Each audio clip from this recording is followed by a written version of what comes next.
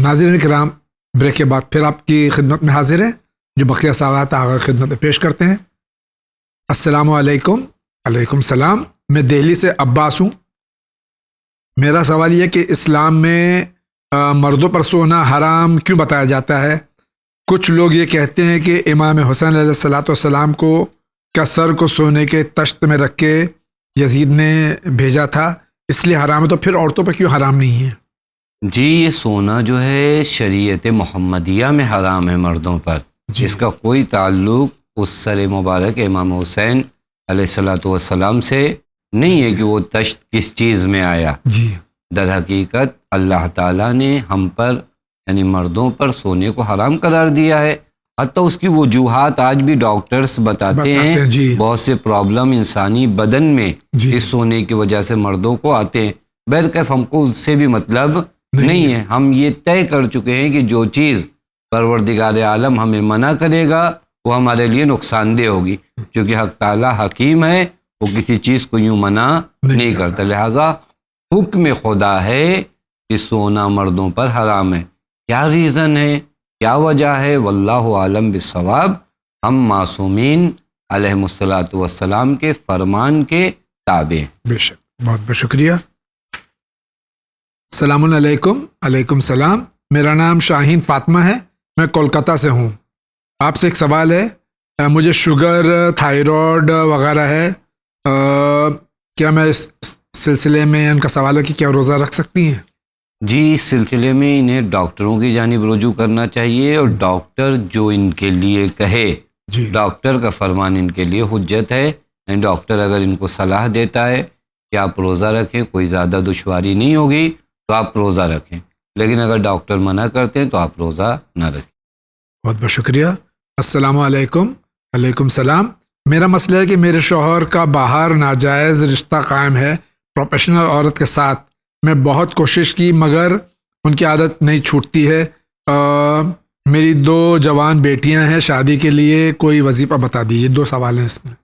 جی، ان سے سب سے پہلے میں اس طرح کے عورتوں سے یعنی استدعا کروں گا کہ کبھی بار ہمارے گھر کی عورتیں اپنے گھر کے کاموں میں اتنا مصروف ہو جاتی ہیں کہ اپنے پہناوے اور اوڑھنے پہ توجہ نہیں دیتی۔ لہٰذا اس طرح آپ کو دین بھی کہتا ہے کہ آپ اپنے اندر جذابیت پیدا کریے تاکہ شوہر آپ کی جانب راغب رہے۔ یہ دین کا وظیفہ ہے آپ کے لیے اور تمام عورتوں کے لیے، حتیٰ مردوں کے لیے۔ جی، ایک شخص نے معصوم سے پوچھا کہ آپ اس قدر کیوں اپنے آپ کو حسین و جمیل یعنی خوب داڑھی اور اچھے سے رہتے ہیں؟ تو امام نے فرمایا یہ عورتوں کی عفت کے لیے ضروری ہے۔ لہٰذا ایک طرف سے یہ بھی ہے، اور دوسری طرف سے بعض مقامات پر ہے کہ آیت الکرسی کی زیادہ تلاوت کریں تاکہ وہ جذابیت پیدا ہو سکے۔ اور بچیوں کی شادی کے لیے بھی، بچیوں کی شادی کے لیے بھی دعا کریں گے آپ سے، اور گزارش کرتے ہیں کہ زیادہ سے زیادہ صلوات محمد و آل محمد پر پڑھیں۔ بہت بہت شکریہ۔ السلام علیکم السلام۔ میرا پہلا سوال ہے کہ اگر ایک لڑکی وہ لڑکے سے نکاح نہیں کرنا چاہتی ہو، محبت بھی نہیں کرتی ہو، گھر والوں نے زبردستی نکاح کروا دیا ہو، لڑکی بھی مجبوری میں آ کر نکاح کیا ہو، تو وہ کیا صحیح ہے نکاح؟ اگر وہ عقد اجبار یعنی زبردستی ہوا ہو تو وہ عقد تو باطل ہے۔ جی، یعنی اگر زبردستی وہ عقد ہوا ہو تو عقد باطل ہے، حتیٰ اس کے بعد جو ہم بستری بھی ہوئی ہے اسے وطی بھی شبہ کہا جاتا ہے، جی، یعنی وہ بھی صحیح نہیں ہے۔ بس لہٰذا وہ عقد صحیح نہیں ہے، چونکہ عقد کی صحت کے لیے شرط ہے کہ مرد و زن دونوں راضی ہوں۔ میرا دوسرا سوال ہے کہ اگر اپنے داماد سے اجازت لے کر بچی کی نانی نے اپنی نواسی کو اپنا دودھ پلایا ہے تو کیا یہ صحیح ہے؟ یہ بھی بالکل صحیح نہیں ہے، لیکن تھوڑا سا یہاں کنڈیشن توجہ کرنے کی ضرورت ہے، چونکہ یوں دودھ پلا دینے سے نشر حرمت نہیں ہوتی، بلکہ اس کی کنڈیشن ہے ایک تو یہ کہ یہ دودھ جو اس عورت کے سینے میں آیا ہو، پستان میں، یہ شرعی ولادت رہی ہو۔ ایک مرتبہ زنا سے کوئی بچہ وجود میں آتا ہے اور دودھ آتا ہے تو اس دودھ کو پینے سے نشر حرمت نہیں ہوتی۔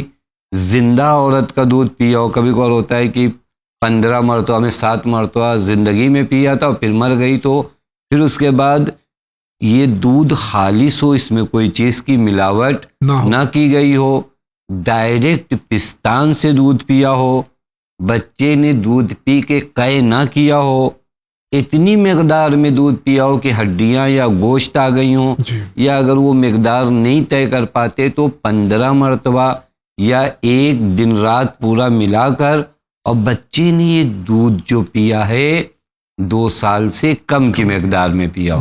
اگر یہ تمام شرائط موجود رہے ہوں اور نانی نے نواسی کو دودھ پلایا ہے تو اس باپ پر یہ اس کی زوجہ حرام ہو جائے گی. السلام علیکم. وعلیکم السلام. میرا سوال ہے کہ میری ماں مجھے بد دعا لعنت دیتی ہے, کیا ماں باپ کی بد دعا قبول ہوتی ہے؟ جی, خدا نہ کرے کہ کسی کو اس کے ماں باپ بد دعا کریں. میں یہیں پر آپ کے اس چینل کے ذریعے ماں باپ سے بھی التماس کروں گا کہ بہت جلد اپنی اولاد کو بد دعا نہ دیں, کیونکہ یہ بد دعا واقعاً انسان کی ساری ترقی کو ختم کر دیتی ہے. لہذا ماں باپ یوں تو جلدی بد دعا نہیں دیتے, اور ظاہراً مائیں سطحی یعنی بہت اوپری حصے سے اس طرح کی باتیں کہتی ہیں. خدا نہ کرے کوئی ماں دل کی گہرائی سے کسی کو بد دعا دے دے. بالکل ماں باپ کی بد دعا کا بہت زیادہ اثر ہے.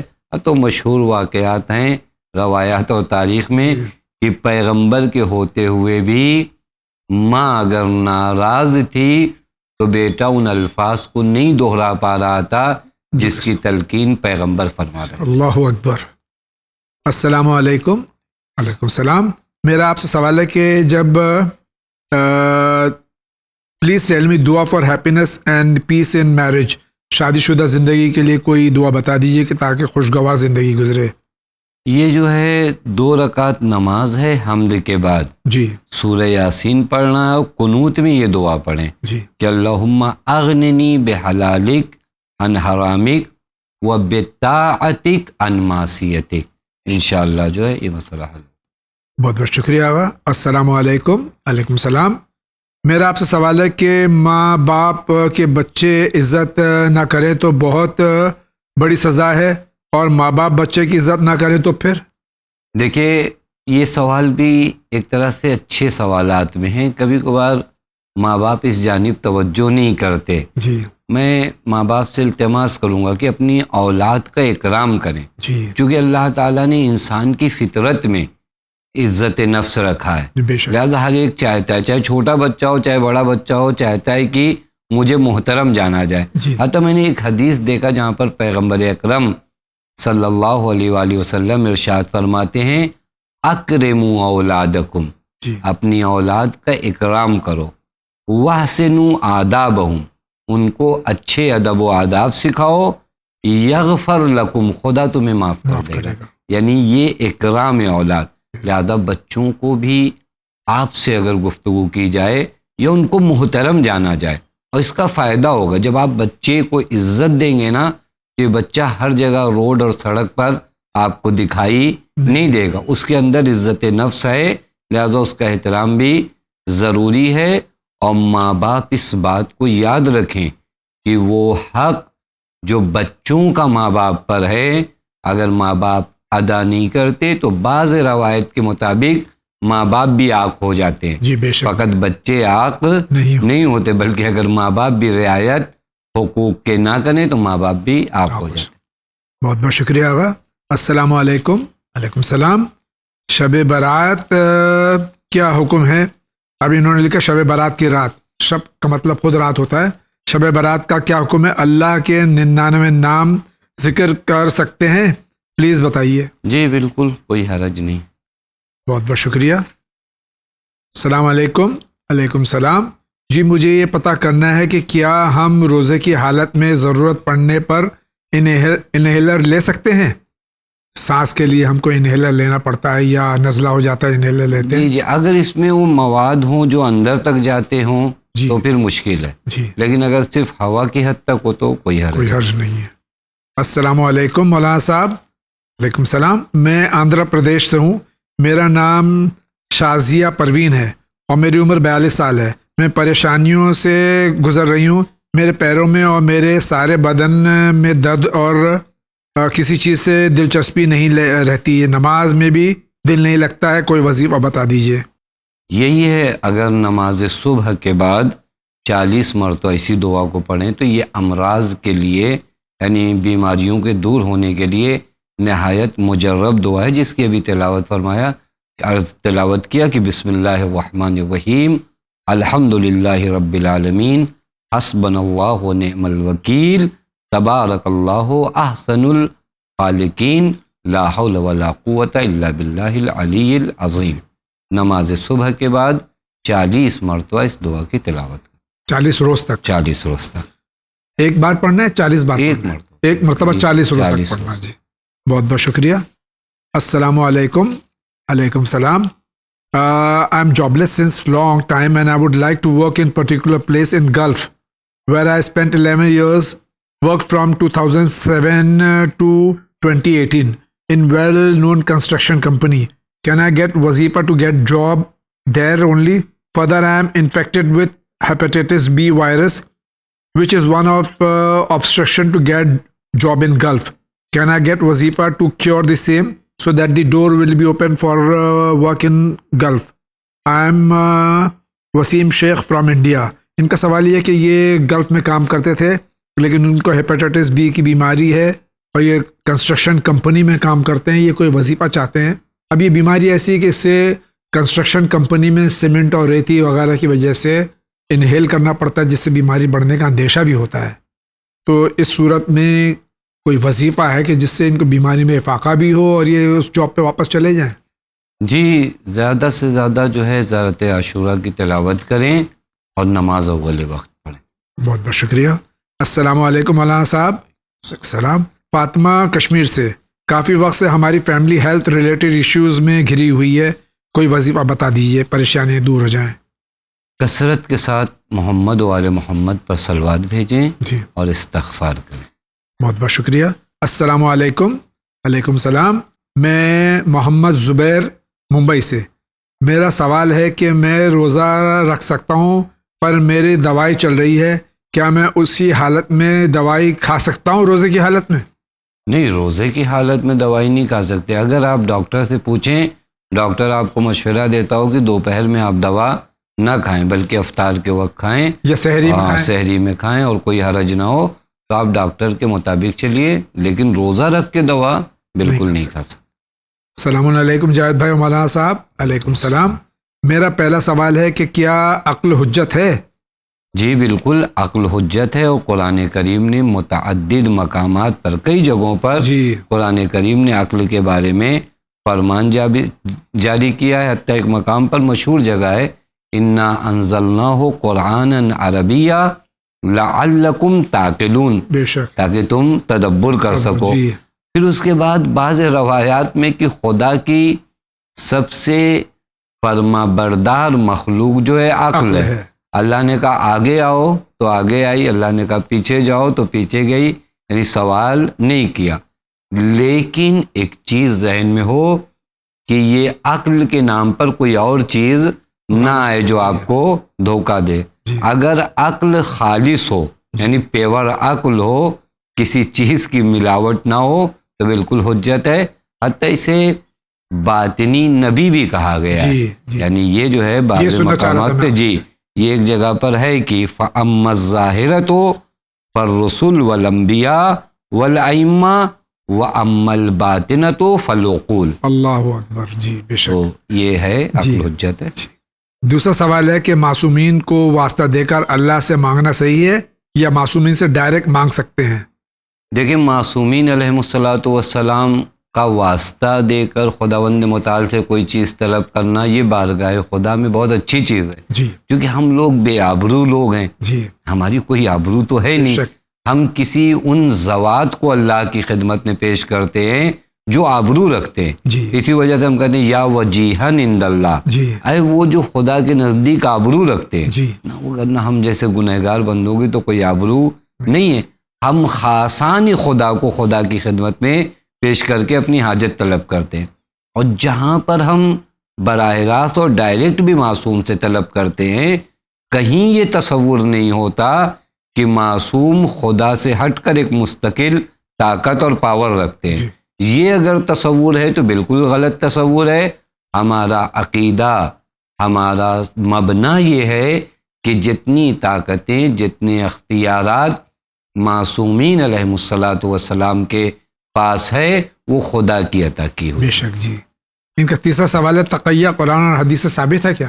جی، قرآن کریم میں کئی آیات موجود ہیں. میں فقط حوالے کے لیے عرض کروں کہ سورہ نحل آیت نمبر 106 میں اگر دیکھیے، صاف لفظوں میں تقیہ کے مرحلے کو طے کرایا جا رہا ہے کہ من کفر باللہ بعد ایمان ہی، جو ایمان کے بعد خدا کا کفر اختیار کرتا ہے. جی. پھر چھوٹ ملی. کس کو چھوٹ ملی؟ الا من اکرہا، مگر یہ کہ جس کے اوپر زبردستی کی جائے. جی. وقلبہ مطمئن، جی. لیکن اس کا قلب ایمان کے ہمراہ تھا. جی. یعنی معلوم ہوا کہ اپنے ایمان کو اس نے چھپایا تو کوئی حرج نہیں ہے.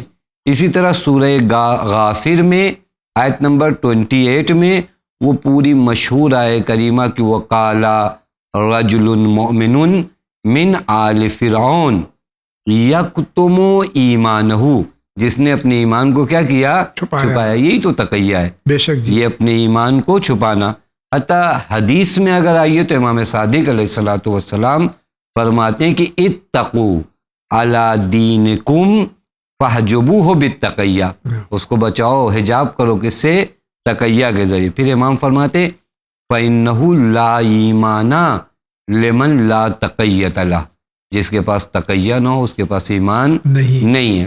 اور مشہور واقعہ جناب بلال، جناب سمیہ اور جناب عمار کا، جو ہمارے ناظرین بھی جانتے ہیں. لہٰذا تقیہ پہ قرآن کی آیات موجود ہیں، روایات موجود ہیں اور تاریخی شواہد بھی موجود ہیں. بہت بہت شکریہ آغا. السلام علیکم. علیکم السلام. قرآن مجید میں نمازوں کے اوقات کا ریفرنس آیت 78 آف سورہ اسراء اور آیت 114 آف سورہ ہود میں ہے. نماز ظہر اسراء 78 ڈکلائن آف دی سن میں ہے. نماز عصر کا ریفرنس کہاں ملے گا؟ مرزا اصغر سلطان کولکتہ سے سوال کر رہے ہیں. یہ سوال بھی عرض کروں کہ نماز میں نماز کے اوقات جو قرآن میں بتائے گئے ہیں فقط تین ہی ہیں. اقیم الصلاۃ، وہ مشہور آیت ہے اقیم الصلاۃ طرفی النہار وزلفا من اللیل. تو یہ نماز صبح اور نماز ظہر و عصر کو علماء فرماتے ہیں طرفی النہار سے مراد یہ ہے، وزلفا من اللیل سے مراد مغرب و عشاء. پھر اس کے بعد وہ مشہور آیت کریمہ اقیم الصلاۃ لدلوک الشمس الی غسق اللیل وقرآن الفجر ان قرآن الفجر کان مشہودا. اس سے بھی یہی ثابت ہوتا ہے. لہذا 5 وقت کی نماز کا ذکر قرآن میں نہیں ہوئے، یعنی 5 اوقات ذکر نہیں ہوئے، 3 ہی وقت ذکر ہوا.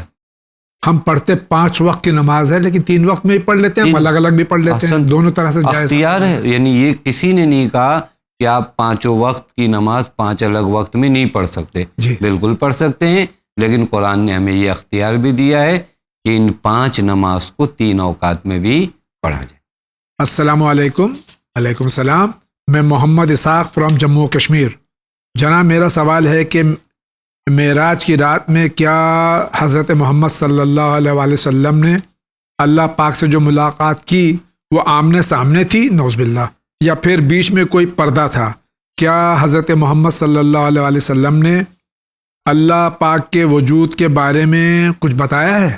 میں سب سے پہلے تو اپنے اس بھائی سے یہ عرض کروں گا کہ معراج ہمارے جیسے معمولی انسانوں کے لیے قابل درک نہیں ہے. کما حق کہوں کہ میں درک کر سکوں کہ معراج پر کیا ہوا. بعض جگہوں پہ جتنا قرآن نے بتایا نا، بس اس سے زیادہ ترجمے سے بھی زیادہ آگے مت بڑھیے، کیونکہ قرآن بھی کہتا ہے ثم دنا فتدلی فکان قاب قوسین او ادنی. قرآن نے اتنے مرحلے کو ذکر کیا. اور یہ جو قربت کا معنی ہے نا، پتہ نہیں کیوں لوگوں کے ذہن میں آتا ہے یہ مکانی قربت. مکان، ایک مرتبہ میں آپ کے قریب بیٹھا ہوں یہ قربت مکانی ہے، اور نزدیک آ جاؤں تو آپ کے جسم سے اور قریب ہو جاؤں. لیکن ایک مرتبہ قربت معنوی ہے، مقام و مرتبے کے لحاظ سے. میں اس وقت بہت دور بیٹھا ہوں لیکن آپ کے دل کے اندر ہوں، یہ قربت معنوی ہوئی. اللہ تعالیٰ کی جو ملاقات ہے وہ قربت مکانی نہیں ہے کہ بات کیا جائے کہ پروردگار عالم جسم تھا لہذا اور قریب جا رہے تھے. یہ قربت مقامی اور معنوی پیغمبر کو بتایا جا رہا ہے. یعنی گویا جو حجاب ہے نا، بس اتنا عرض کروں کہ وہ حجاب جو ایک مخلوق ممکن کے لیے ہٹ سکتے تھے وہ سارے حجاب ہٹ گئے تھے. جو ہٹ سکتے تھے وہ سارے حجاب معراج کی رات ہٹ گئے تھے. بس اتنا. بہت بہت شکریہ آغا. السلام علیکم. علیکم السلام. میں محمد ممبئی سے. میرا سوال ہے کہ جو شخص رمضان المبارک کے مہینے میں بیماری کی وجہ سے روزہ نہ رکھ پائے اور ہر روزے کے بدلے ایک مد طعام اناج کسی کو دے دے تو اس کا کیا حکم ہے؟ اگر دے دے، اگر روزہ نہ رکھ پائے، رمضان میں نہ رکھ پائے، پھر رمضان المبارک کے بعد سال بھر دیکھے اگر اس کے اندر توان اور طاقت ہے قضا رکھنے کی تو قضا کرے، اگر نہیں ہے تو ایک مد طعام دے. السلام علیکم. علیکم السلام. میرا نام کامران صدیقی ہے اور میرا سوال یہ ہے کہ عشاء کی نماز قضا ہو جائے تو کتنی رکعت پڑھنی چاہیے؟ جتنی عشاء کی نماز ہے یعنی 4 رکعت جو قضا ہوئی ہے وہ 4 رکعت کو آپ جو ہے قضا کریں گے. حضرت السلام علیکم. علیکم السلام. میرا سوال ہے کہ 22 اپریل 2008 میرا نکاح ہوا. اس سمے میرا پورا پرائیویٹ بزنس بیٹھ گیا یا کسی نے کاروبار بندش کیا. میرا میڈ بھی پتہ نہیں کیا کر گیا، جھگڑے فساد پھیل گئے، کھانے تک کو محتاج ہو گیا ہوں. یہ جو جتنے میرے سمجھ میں آیا تو میں نے پڑھ دیا، اور اس میں ہجے اور تلفظ صحیح نہیں ہے. تو ان سے التماس یہ ہے کہ دیکھیے ہر چیز کا حل جو ہے استغفار میں ہے. توبہ کریے اور نماز کو اول وقت پڑھیے. نماز اول وقت کی کافی فضیلت ہے اور انسان کے وجود میں کافی برکتیں لیتا ہے. بعض مراجع فرماتے ہیں کہ میں جس مقام تک پہنچا نماز اول وقت کی وجہ سے پہنچا. بہت بہت شکریہ. السلام علیکم مولانا صاحب اور جاوید بھائی. علیکم السلام. میرا آپ سے سوال ہے کہ میں بہت پریشان ہوں، میرے ذہن میں برے خیال آتے ہیں، کچھ بھی شرک ذہن میں آتا ہے. آپ سے گزارش کرتا ہوں کہ میری مدد کیجیے اور کوئی وظیفہ بتا دیجیے. جو خیالات آتے ہیں زیادہ ادھر ادھر کے تو ان سے درخواست ہے کہ زیادہ سے زیادہ باوضو رہیں. السلام علیکم. علیکم السلام. میرا سوال ہے میں حد سے زیادہ اپنے بچوں کے بہتر مستقبل کے بارے میں کوشش کرتا ہوں، کیا میرا اللہ پر کم یقین ہے؟ یہ نہیں، یہ تو ایک بہترین چیز ہے کہ انسان اپنے بچوں کا حد درجہ خیال کرے. ہاں وسوسے کی حد تک نہ جائے. کبھی کبھار ماں باپ اس حد تک بچے کا خیال رکھنے کی کوشش کرتے ہیں کہ یہ بچہ خود مستقل نہیں ہو پاتا. پتہ چلو اسے ایک سامان لینے جانا بھی ہے تو ماں باپ جو ہیں اسے ہزاروں نصیحتیں کریں گے کہ وہ بچہ پھر بہت دنیا کو فیس نہیں کر سکتا، انفیریورٹی کمپلیکس میں لہٰذا وسوسے کے مرحلے تک نہ جائیے. وگرنہ جو خدا پر اعتمادی ہے کہ ہم اپنے بچے کا خیال رکھتے ہیں. توکل کا معنی کہیں یہ نہیں ہے کہ میں اسے اس کے حال پہ چھوڑوں اور کہوں کہ خدا پہ بھروسہ ہے. یہ دین مبین اسلام کے خلاف ہے کہ میں بچے کو یوں ہی چھوڑ دوں اور کہوں خدا جانے. نہیں، آپ بچے کا خیال کرو اور پھر خدا پہ بھروسہ کرو. بہت بہت شکریہ. السلام علیکم. علیکم السلام. میں کارگل سے ہوں. میرا ایک سوال ہے کہ 1 سال پہلے میں نے سوٹ لیا تھا اور میں نے صرف شلوار پہنی تھی مگر قمیض نہیں پہنی تھی، تو کیا مجھے قمیض پر خمس نکالنا ہے؟ جی، دونوں اگر الگ الگ شمار ہوتے ہیں تو اس قمیض کا خمس ہے جسے استعمال نہیں کیا. بہت شکریہ. السلام علیکم. علیکم السلام. میں کولکتہ سے بول رہا ہوں. ہمیں یہ جانکاری چاہیے کہ رمضان المبارک حضور مولا علیہ الصلوۃ والسلام کی شہادت ہوئی ہے تو سب عید کے دن خوشی منانا کیسا ہے؟ عید کی خوشی منانے کا حکم خود حضرت امیر نے دیا ہے. لہٰذا ہمارا کام یہ ہے کہ ہم جیسے غلام اپنے مولا کے تابع ہوں گے. ہمارا مولا اگر ہم سے کہتا ہے خوشی منانے کو تو ہم اس دن خوشی مناتے ہیں، جس دن غم منانے کو کہتا ہے غم مناتے ہیں. اور ایک صحیح مولائی کی پہچان ہی یہی ہے، یفرحون لفرحنا و یحزنون لحزننا. یہی ہماری پہچان ہے اور یہی ہمارا نعرہ ہے. My question is, مجھے پردہ کرنے کا بہت شوق ہے مگر گھر کے باہر ہمیشہ پردہ کرتی ہوں. جب گھر پر ہوتی ہوئی ہوں تو سر پر دوپٹہ نہیں ہوتا ہے اور اچانک کوئی نامحرم کی نگاہ مجھ پر پڑتی ہے تو میں بہت روتی ہوں. ایسے میں کیا کروں؟ کیا دوپٹہ ہر وقت سر پہ رکھوں؟ جی اگر گھر میں نامحرموں کا آنا جانا ہے تو دوپٹہ سر پہ رکھیں. اور یہ ہمارے گھروں میں بھی یہ طریقہ ہونا چاہیے کہ جب بھی کوئی نامحرم گھر میں آئے وہ ایک اعلان کر کے آئے. یعنی جو بعض جگہ پر رواج بھی ہے یا اللہ یا کچھ آواز لگا کے، جیسا کہ گزشتہ میں ہوتا تھا کہ جب لوگ آتے تھے تو گھر میں بغیر بتائے آنا آپ کی بے تکلفی کی نشاندہی نہیں ہے، بتا کے آنا آپ کے دین کی نشاندہی ہے. حکم شریعت بھی ہے یہ. اعلان کریے تاکہ گھر میں وہ بچیاں جو پردہ کرنا چاہتی ہیں آپ ان کا اعتبار باقی رہے. بہت بہت شکریہ. السلام علیکم. وعلیکم السلام. جی میں دہلی سے رانی بول رہی ہوں. میری بیٹی رمشا کو ڈر لگتا ہے اور کھانا بہت کھاتی ہے، زیادہ ضد کرتی ہے، آنکھوں کے نیچے کالے گہرے ہیں اور گھر میں بھی ڈر لگتا ہے. سب کو پرچھائی دکھائی دیتی ہے. چلتی پھرتی کسی کو آواز بھی آ جاتی ہے. میں بہت پریشان ہوں. جی ان سے بھی التماس یہ ہے کہ زیادہ سے زیادہ قرآن سے وابستہ رہیں، آیت الکرسی سورہ جمعہ کی تلاوت کریں اور بعض وہمیات کو اپنے ذہن سے نکالیں. بعض چیزیں وہم کی حد تک ہوتی ہیں جنہیں اگر ہم نے فوراً نہیں نکالا نا تو یہ گھر بنا لیتی ہے. بعض چیزوں کی جانب آپ کا ذہن جائے اسے نکالیے اپنے ذہن سے. بہت دنوں اگر رہنے دیں گی اپنے ذہن میں تو یہ گھر بنا لیں گی، پھر اس کے بعد آپ کے لیے اور زیادہ خطرناک ہو جائے. السلام علیکم. وعلیکم السلام. مولانا یہ سوال ہے کہ ہم روزہ رکھنا چاہتے ہیں لیکن نہیں رکھ سکتے کیونکہ ہمارے بدن میں اتنی انرجی نہیں رہتی برداشت کرنے کے قابل، تو کیا کرنا چاہیے؟ تو نہ رکھیں، چونکہ ڈاکٹروں سے مشورہ لیں، ڈاکٹر اس بارے میں کیا کہتے ہیں. لیکن یہ فیصلہ خود آپ کریں گے؟ نہیں، ہم تو نہیں طے کر پاتے نا کہ ہمارے پاس کتنی چیزیں ہیں. یہ ڈاکٹر ماہرین طب وہ آپ کو بتائیں گے کہ آپ کو کیا کرنا ہے. آپ اپنے آپ کو کنٹرول. ایک وضاحت آپ کا قطع کلام ہو رہا ہے کہ میں روزہ نہیں رکھنا چاہتا لیکن میں چاہتا ہوں کہ یہ میں ڈاکٹر کے سر منڈ دوں اور میں ڈاکٹر کے سامنے جا کے اپنی کیفیت یہ بیان کرتا ہوں کہ ڈاکٹر مجبور ہو کے کہتا ہے کہ آپ روزہ نہیں رکھیے. اس صورت میں کیا روزہ نہیں رکھنا چاہیے؟ دیکھیے ہم جس کے لیے روزہ رکھتے ہیں وہ ذات حق تعالیٰ ہے. وہ میرے دل کی گہرائیوں سے واقف ہے کہ میری کنڈیشن کیا ہے اور اس اللہ تعالیٰ کا حکم ہے. لہٰذا میں ڈاکٹر کو اگر بیوقوف بنا دوں اور ڈاکٹر کہہ دے تو اس کا کوئی معنی نہیں رہتا. اصل آپ کا حساب جو ہے خدا سے، لہٰذا خود کو اور خدا کے حضور میں اپنے آپ کو حاضر و ناظر جان کر کوشش کیجئے کہ واقعاً آپ رکھ سکتے ہو نہیں رکھ سکتے ہو. اور اگر واقعاً آپ رکھ سکتے ہو اور ہمت نہیں جٹا پا رہے ہو تو ہمت جمع کرو، کیونکہ اللہ تعالیٰ نے اگر کوئی چیز واجب قرار دی ہے تو اس کا فائدہ خدا کو نہیں ہے، اس کا پورا فائدہ آپ کو. بے شک. السلام علیکم. وعلیکم السلام.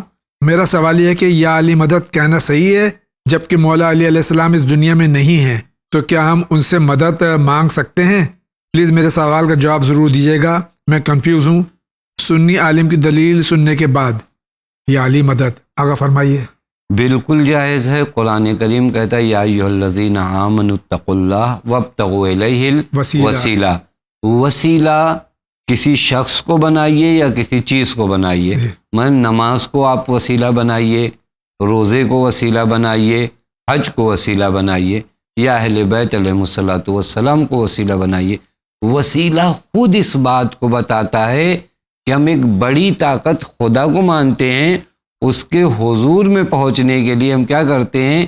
ان حضرات کو وسیلہ بناتے ہیں. اور بات اگر رہے گی ذات حضرت امیر کی کہ ہم ان کی زندگی اور موت کی باتیں کریں تو پھر معنی نہیں رہ جاتا. وہ ذات وہ تمام عالم کو توجہ فرمائے گا، یعنی ذات حضرت امیر عالم برزخ میں بعض وہ مومنین جو صاحب عمل ہوتے ہیں ان کا کنیکشن باقی رہتا ہے.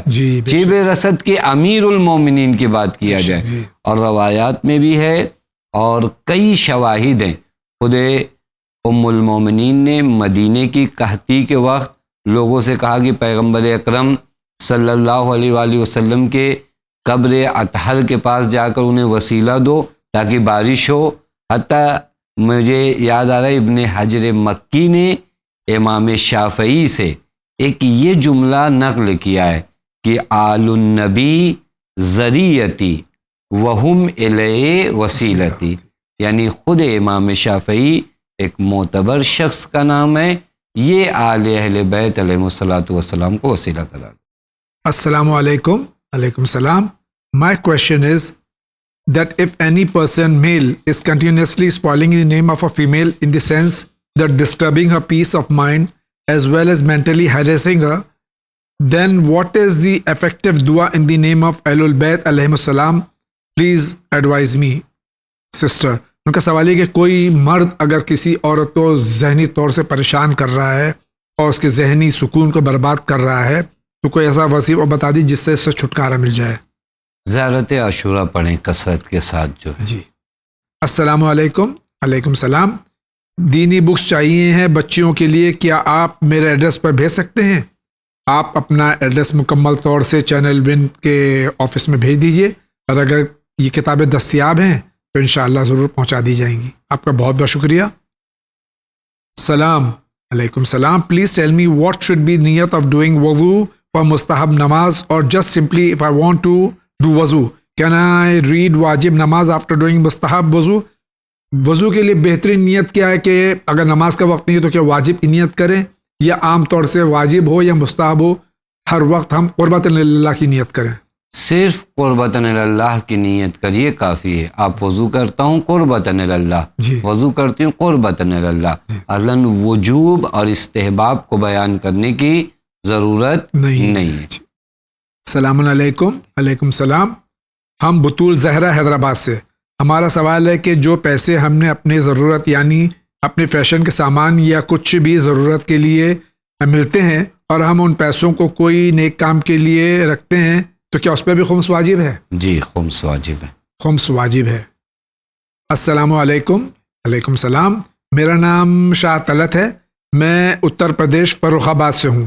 میں ایک سوال پوچھنا چاہتی ہوں، آپ سے گزارش ہے اگر دھوکے سے جھوٹی قسم منہ سے نکل جائے، انجان میں جھوٹی قسم کھا لے، کوئی ہم سے یقین کرنے کے لیے پوچھ رہا ہو، میں نے گھبرا کر قسم کھا لی، بعد میں دھیان آیا یا ہم نے کیا، پھر ہم نے تو بیکاری اور احساس ہو رہا ہے کہ اللہ سے توبہ بھی ہم کر رہے ہیں، اللہ ہمیں معاف کر دے گا. آپ یہ بتائیے اس جھوٹی قسم کا کس طرح سے کفارہ ادا کریں؟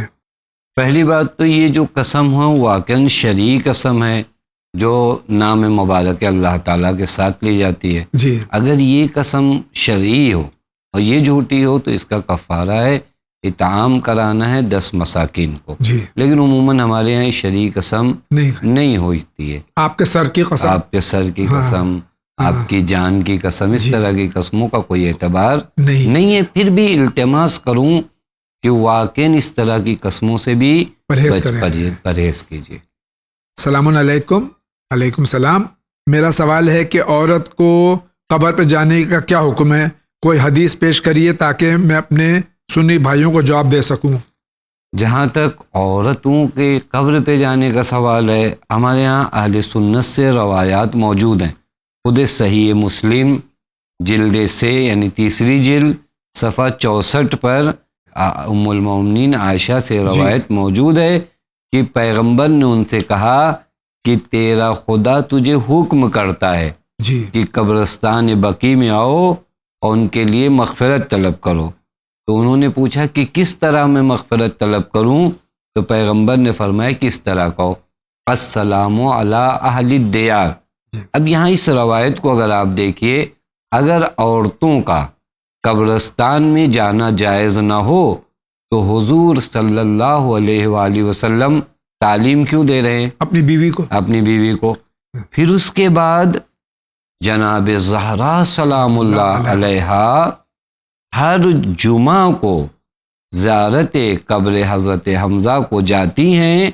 یہ روایت میں یہ بھی جملہ ہے کہ نہ فاطمہ بنت النبی صلی اللہ علیہ وآلہ وسلم کانت تزور قبر عمہا اپنے چچا کی قبر کی زیارت کرتی کل جمعہ، ہر جمعہ، فنصلی فتسلی و تب کی، یعنی گریہ فرماتی. بس اس طرح واضح اور روشن ہے صدیقہ طاہرہ کی ذات کسی پر مخفی نہیں ہے کہ جن کے بارے میں پیغمبر نے فرمایا کہ فاطمہ تو بضعۃ منی فمن ابغضھا ابغضنی، لہذا معصومہ ہیں اور ان کے عمل کو روایات میں بیان کیا گیا. بہت بہت شکریہ.